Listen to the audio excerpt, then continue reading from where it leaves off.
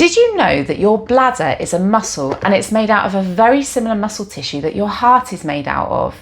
If you have a fright or a really strong coffee, then sometimes our heart can beat quicker. Our bladder is the same, and certain fluids can irritate the bladder. One of my biggest bugbears is women often think it's normal to leak, but it's not. Yes, 1 in 3 women suffer with bladder problems, but it's completely treatable and often with really simple solutions. If you're one of those 1 in 3 women and pelvic floor exercises aren't working for you, then this video may be just what you need.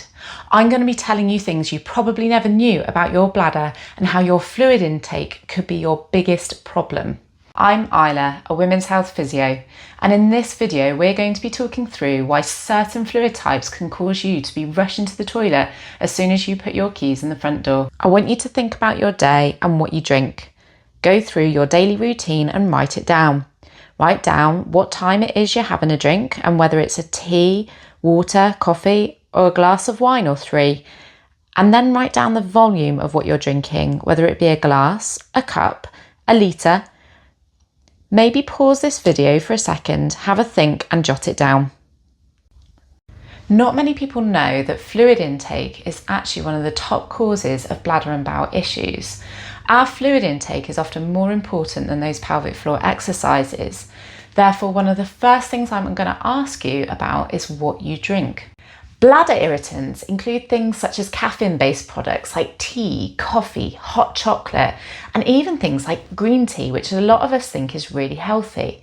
Then we have other things like alcohol, things with sweeteners in them, and fizzy drinks. Also got things like blackcurrant juices and tomato-based products as well. I'll pop a list in the link below. So things that don't irritate the bladder include things like water, milk, diluted fruit juices. You've got your decaf coffees and teas, and also your herbal teas and fruit teas. Another thing that can really irritate the bladder is concentrated urine. I often use the analogy, if you had to drink one of these glasses of urine, which would you rather drink? And our bladder's the same. It would rather have the less concentrated urine held inside the bladder, and it wants to get rid of that more concentrated urine. Therefore, the more you drink, the more likely your bladder is able to store your urine. Let's face it, the fluids that don't irritate the bladder are pretty boring, but it's important to learn what our bladder can and can't tolerate. And after we've done that, we can adjust our fluid intake to suit our lifestyle.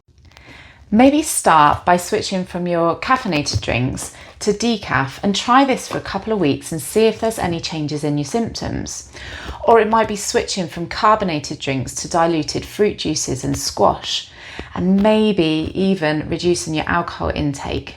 But if you can't do this, then it's often about understanding what your bladder can and cannot tolerate, so that if you need to have a glass of wine or if you want to enjoy the occasional coffee every now and then, you know how to manage your symptoms.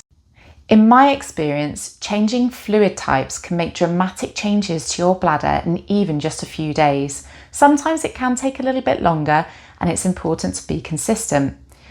Often, using things like bladder diaries can give us even more information about what our bladders can and can't tolerate.